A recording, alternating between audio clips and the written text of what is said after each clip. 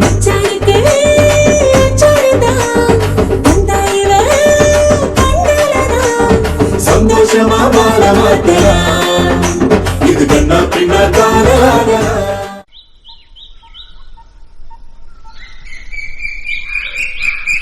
கண்ணழகி காதழகி காது குத்து முக்கழகி கண்ணழகி கண்ணழகி காது குத்து முக்கழகி ஏமாமே பார்த்து புட்டா ஏமாமே பார்த்து புட்டா நான் கூட பேரழகி ஏமாமே பார்த்து புட்டா நான் கூட பேரழகி தன்னே நன்னே நானே தனே நானே நானே நானே தன்னே நன்னே நானே தனே நானே நானே நானே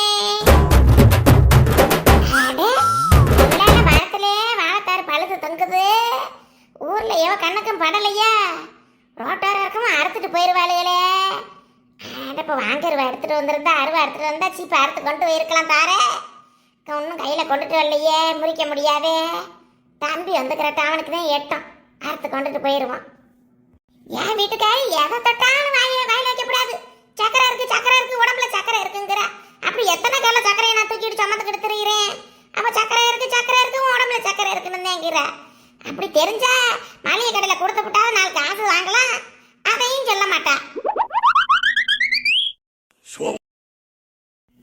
இவ வேற வீட்டுக்காரி காலையில தூங்கி எந்திரிச்சோன்னா வாக்கு போன்னு வாக்குங்கன்னு சொல்லி போக வச்சு போடுறா எந்திரிச்சவன கவன்னு பசிக்க கிளம்பிடுது பூரிச்சிட்டு வைக்க சின்னமே வச்சிருக்காளான்னு தெரியலையே இல்ல எப்போதும் போல கோதுமை களியை கிண்டி வைக்கிறாளா இல்ல தோசையை சுட்டு வைக்கிறாளான்னு தெரியல என் வீட்டுக்காரி அவ நானே நானே நானே ஐயோ லேட்டாக இன்னைக்கு பார்த்தா காலங்கத்தாலே வேலைக்கு வரணும்னு சொல்லிவிட்டாங்களே இன்னைக்கு லேட்டா போனா வர சொல்லி லேட்டா போனா அது தப்பா போயிருமே யோ என்னைய பச்சை பிள்ளை மாதிரி குறைச்சிக்கிட்டு இருக்க பக்க பக்கத்து சீக்கிரம் சாப்பிடுவா பார்த்துக்கிட்டே உட்காந்துக்கிட்டு இருக்கேன் நான் வேலையை முடிச்சுட்டு போகணுமா இல்லையா பாத்திரம் கிட்ட எல்லாத்தையும் ஒதுங்க பண்ணி வச்சு கழுவி போட்டுட்டு போகணுமியா சீக்கிரம் சாப்பிட்டு இருக்கிறியா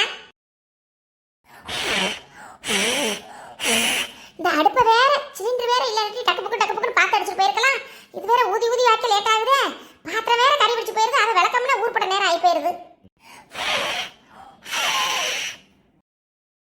வயசுதான் ஆகுது ஆனா நாக்கு இன்னும் இளவட்டமா தான் இருக்குது கோதுமை தோசை ஊத்தி பழைய மீன் குழம்பு இருக்குது எப்படி இருக்கும் தொடுக்க 2 தோசை திங்கிறதுக்கு நாக்குக்கு ருசியா பூரி தான் வேணும் அது வேணும் நம்ம பயணி உங்களையும் ஏற்றி விட்டுக்கிறாங்களா கூட்டி சேர்த்துக்கிறீங்களா பூரியில கூட்டி சேர்த்துக்கிறீங்களா பூரியும் மசாலா இருந்தாலே ஒரு தும்பாக தொண்டையில இறங்கும் வரட்டுக்காய் வரட்டும் என்னடி என் வீட்டுக்காரி சமைய பழம் தடவுடலாம் நடந்துகிட்டு இருக்கு பூரி சுட்டாச்சா பூரிக்கு பழைய குழம்பு கிளம்பு வச்சு போடாது அந்த கிழக்கு தானே வச்சிருக்கேன் சாப்பு கலருங்கிறேன் மஞ்சள் கலர் கிழக்கு அடி 2 வச்சு தாடி நடந்ததுக்கு அதுக்கும் ஒரே மயக்கம் மல்லடியுமா பசியும் கிசியுமா வருது ஆமா தடவுடலாம் நடந்துகிட்டு இருக்கு விருந்து நடந்துருக்கு கிளா விட்டு விருந்து நடந்துகிட்டு இருக்கு ஆமா திருட்டு வராது அது பசி நல்லா இல்ல நல்ல பூரி கிரி என்ன பலா இருக்கு தின்னுட்டு பிரசன் சுகரை ஏத்தி வச்சிருக்கோம்ல அதனால அந்த திருட்டு சுத்துது படவடன்னு வருது ஆனா என்ன 4 பூரி அள்ளி வச்சு ஆமுக்கு எல்லாம் சரியா போயிடும் அடி பாரி இவளே அது சுகர் பிரசனால வேற கிரட்டு இல்லடி பசி மயக்கத்தே 2 பூரி தின்னம்னா சரியா போயிடும் எடுத்துட்டா அப்புறம் கத்து நத்துனதுக்கு அப்புறம் கத்து ஏன் கிளவி கண்ணனுக்கு தெரியலையா இதெல்லாம் தட்டு நிறைய சுட்டு அடிச்சு வச்சிருக்கல எடுத்து வச்சு திங்க வேண்டியதானே அதை எடுத்து தரணுமாக்க ஊர்பட்ட வேலை கிடக்குது மதியம் சாப்பாடு முடிக்கணும் நான் வேற வேலைக்கு கிடைக்கு சீக்கிரம் போகணும் இப்படி ஒவ்வொருத்தருக்காக எடுத்து கொடுத்துட்டு இருக்க முடியுமா சுட்டுதான் வைக்க முடியும் எடுத்து தின்னுங்க அடி இது என்னத்தான் ஆட்டு மரத்தை தவுடுல ரொட்டி தட்டுற மாதிரி தட்டி போட்டு வச்சிருக்கா பூரி மாதிரியா இருக்கு அப்பளம் மாதிரி வரட்டி மாதிரி பண்ணி வச்சிருக்கா எப்படி இருக்குன்னு தின்னு பார்ப்போம் எப்படித்தான் பண்ணியிருக்காங்க இது அப்பள பூதே இது பூரியா அப்பள பூரி மாதிரி சுட்டு போட்டிருக்கா அட தம்பி இதுக்கு ஏன்டா தட்டு இதுவே தட்டு மாரகம் சாகா சுட்டு வச்சிருக்கா நம்ம வீட்டுக்காரி அதுக்கு மேல இப்படி கிழங்க வச்சு ஒரு பூரியை வச்சு பிச்சு உடச்சு திங்க வேண்டியதானே ஏன்டா தம்பி பூரி அம்மா எப்படி பசன்னு எப்படி சுட்டு போடுவேன் ஆமா சொல்லுடா சொல்லு எங்க ஆத்தா சுட்ட பூரி மாதிரி இருக்குமான்னு சொல்லுடா அப்படியே அவ கொடுக்கறத வாங்கி திங்கப்படாது என்ன சட்டில கைய வச்சு விட்டேனே ஏன் கவி என்ன சட்டில கைய வச்சு நான் ஊடி எடுக்கும் போது முடிய மூஞ்சி வந்து பக்கத்துல வந்து கட்டுறேன் அப்புறம் அடுத்த நிமிஷம் ஊருக்குள்ள 4 பேர் கெடுத்து விடுறதுக்கு என்ன சட்டி சுட்டு பொரிச்சே என்ன சட்டில கை பட்டு கரெக்டா என் கண்ணன் தான் கிடைச்சிச்சா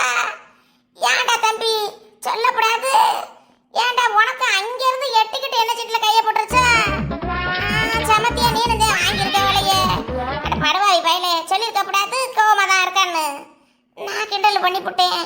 கோவம் வந்துச்சுன்னா மாமியான்னு பாக்குறாளா புருஷன்னு பாக்குறாளா, இப்படி வெண்ணெய் சட்டியில கை படுது காலு படுதுன்னு எதையா சாக்கு போக்க சொல்லி அடிச்சு விடுறாளே. அத்தை சாப்பிடுங்க அத்தை, சாப்பிடுங்க. இப்படி சமையல் பண்ணும்போது பக்கத்துல வந்து உட்காராதியே. ஆமா சுடுகடும் என்ன படம் எதுக்கு தள்ளியே உட்காந்துக்கிறேன். சரியா சரி சமத்தத்தை போயிட்டு வரவா. நான் பாத்துக்கிறீங்களா விட்டேன் புள்ள குடியில பத்திரமா பாத்துக்கிறீங்களா, சோத்த நேரத்து கூட்டி புரியல போயிட்டு வரேன். மாத்திரையை போட்டுக்கிறேன். என் பூரி சாப்பிடுறீங்கல்ல, கூட ஒரு பரிசல் மாத்திரையை ஒழுங்கா போட்டிருக்கேன் மறந்துடாமே. வரவத்தை போயிட்டாளடா வேணாரி போயிட்டா பத்தியா அடைச்சதும் இல்லாம அதை நாசுக்கா திருப்பி விடுற. எண்ணெயில சட்டி பட்டுச்சான், சட்டியில எண்ணெய் பட்டுச்சா, அவங்க கையில பட்டுச்சா, கையை திருப்பினாங்களாம். நம்ம 2 பேர் கண்ணன் கிடைச்சிச்சான். வெனகாரி அடியே வெள்ள தாயி உன் வாயுதே சும்மா இருக்குதா. ஏன் இப்படி அவ ஆக்கி போடுறத திண்டமா கொண்டமா கம்மக்கட்டின்னு கம்மனை இருந்தமான இல்லாம கிண்டல் பண்றோம்னா நக்கல் பண்றோம்னு அவ கோவத்துல அப்புறம் கை எண்ணெயில பட்டுச்சு கிணையில பச்சு இந்ததை வாங்கி கட்டிக்கிட்டு இருக்கணும். என்ன கோவதாவத்துல போறான்னு தெரியலையே. அந்த இருக்குதுல்ல நான் பெத்தது ஒன்னத்துக்கு லாயக்கத்தது, அது உனக்கு சொல்ல சிக்கனல் கொடுக்கப்படாது. சிக்கனல் பேசாதம்மா கோவமா இருக்கிறேன்னு ஊமத்தனமா உட்காந்து தின்னுகிட்டு இருக்குது தலையை கணிஞ்சு.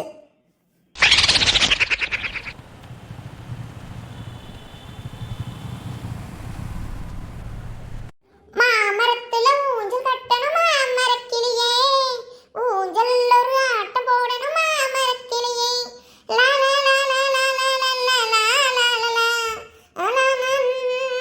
என்னடா அது கடை வாசல் எப்படி கிடக்குது?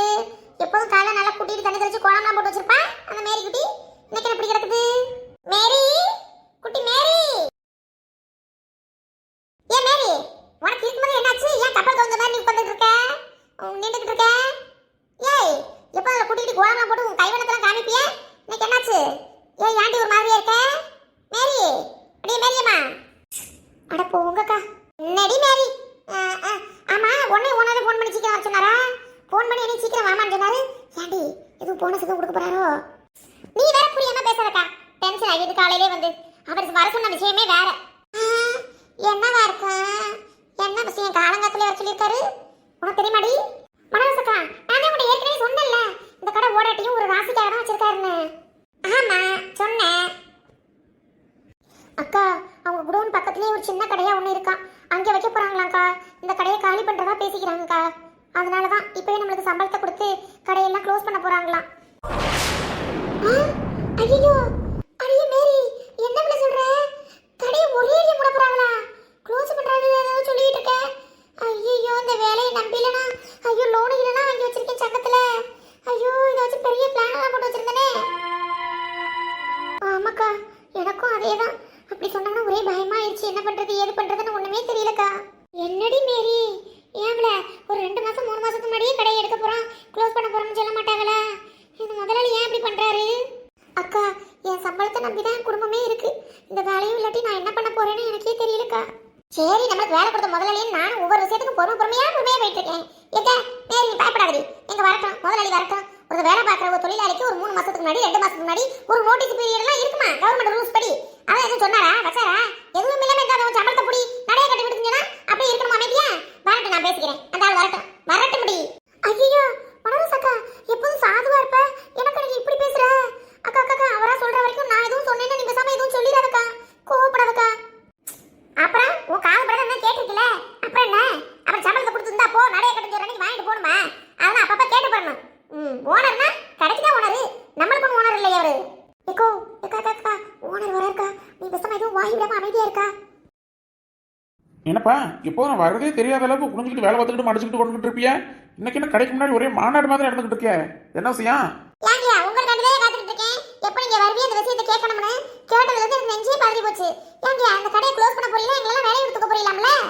ஏன் மாதிரி அவசரம் கொடுக்க எப்போ எது சொன்னாலும் ஒழுங்கா தெளிவா கேட்கறத புரிஞ்சுக்கிறியா? எப்போதுமே இதே பிரச்சனை தானா? ஏன் மாதிரி நீ நிற்கும் நாங்க என்ன பேசிக்கிட்டு இருந்தோம், நீ என்ன அதுக்கு சொல்லி வச்சிருக்க? சார் அது வந்து ஆமாப்பா நரசா, இது கொஞ்சம் டவுனை விட்டு ஓரமாக இருக்கு, ஒதுக்குப்புறமா பக்கத்தில் ஹாஸ்பிட்டல் பஸ் ஸ்டாண்டு அப்படி 4 பேர் வர இடம் போகிற இடம் தானே கடை கணக்கு படம். அப்படி இல்லாமல் ஒதுக்குப்புறமா இருக்குது. அதனால தான் அங்கே நல்லா மெயின்லேயே ஒரு கடை கிடச்சி போச்சு. அதனால நல்லா அங்கே கொண்டு போயிருவோமே பார்த்துக்கிட்டு இருக்கேன். அப்புறம் எதுக்கு வேறு திண்டமா என் கண்ணுக்கு மக்கள் கணக்கு படாமல் ஒன்றும் படாமல் ஓரஞ்சரமா ஒதுக்குப்புறமா கிடக்குது. இது நீ சொல்றது சரியா? உங்களுக்கு கடை கிடைச்சிருச்சு, இந்த கடையை க்ளோஸ் பண்ண போறீங்க. எங்க வேலை அட என்னப்பா நீங்க கடையை தானப்பா மாத்த போறோம்னு சொன்னேன், உங்களை எங்க மாத்த போறோம்னு சொன்னேன். அந்த கடைக்கு அப்படியே மாறிக்கிறங்கப்பா, இது கூடவா தெரியாது உங்களுக்கு? அப்படித்தானே இந்த லூசுனே மாத்தி சொல்லிச்சா, எனக்கு அப்படிதான் புரிஞ்சுக்கவே தெரியாது. அதானே பார்த்தேன், இந்த ஐயா நம்ம நல்லா பெருமையா தானே சொல்றாங்க, நீ வந்ததுக்கு அப்புறம் கடை நல்லா ஓடுது, நல்லா பாக்குறீங்க, வேலை கொள்றீன்னு. இது திடீர்னு சொல்லாம கொள்ளாம நம்ம வேலையை விட்டு தூக்குறாருன்னு நினைச்சு கொஞ்ச நேரம் பதறி போயிட்டேயா. நல்லா இருக்க ஐயா, நம்ம பேசுறமே குறுக்க பேசுறமேன்னு சொல்லி எதுவும் நினைக்காதியே. வேலை பார்க்குற பிள்ளை என்ன அப்படி சொல்லுதேன்னு. இந்த கடை கொஞ்சம் ராசியான கடைன்னு சொன்னியே, அப்புறம் என்ன? ஆமாப்பா, இருந்தாலும் ஒன்றும் வரவு செலவும் ஒன்றும் இங்கே இல்லை. வரப்போகவும் அலைச்சலாக இருக்க முடியல நம்மளால. அதுதான் எல்லாத்துக்கும் தோது வர பார்த்தோம்னா இந்த கடை இருக்கிறது கொஞ்சம் சிரமமாக தான் இருக்குது நம்மளுக்கு. அங்கிட்டு உள்ளே இருந்தால் மற்ற கடையிலோட கடையெல்லாம் நம்மளுக்கு போக வர எல்லா வசூலுக்கு எல்லாத்துக்கும் கரெக்டாக இருக்கும். அதுதான் பிரச்சனை இல்லாமல் இருக்கணுமேனு பார்க்குறேன். ஐயா முதலாளி ஐயா, நான் வேணா ஒரு யோசனை சொல்லவா? யோசனையா? எனக்கா? என்ன? ஐயா இதெல்லாம் ஒரு கடையா? இதெல்லாம் கடையா? ஆ? பொறுமை கடை இல்லைன்னு சொல்லல, ஆனா இந்த இடத்துல இருக்க வேண்டிய கடை இல்ல இதுன்னு சொல்றேன்.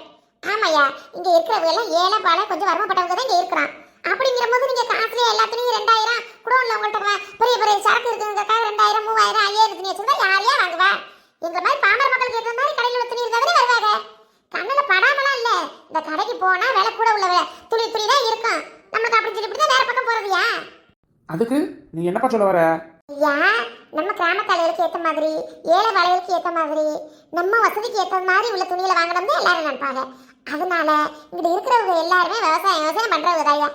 அவங்க போய் என்னத்துக்கு கல்யாணம் காது குத்து அதுக்கு வருஷத்துல ஒரு தடவை 5000 10,000 எடுக்க போறாங்க. ஒரு 500 ரூபாயில 300 ரூபாயில 600 ரூபாயில இருந்துச்சுன்னா ஒரு நல்ல தரமான துணியா இருந்துச்சுன்னா அதுக்கு கூட கூடுமியா?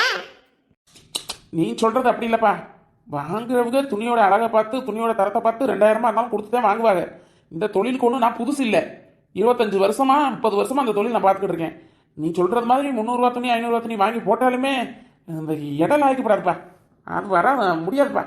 ஐயா நான் இங்க வியாபாரத்துக்கு வந்து வியாபாரம் பண்ணனதை வச்சு சொல்றேன். அம்படுத்தி அவங்கள மாதிரி எனக்கு அனுபவம் இல்லவன், ஆனா உங்க கடைக்கு வேலைக்கு சேர்ந்து பாருங்க, அந்த நாள்ல உள்ள அனுபவத்தை வச்சு நான் சொல்றேன்.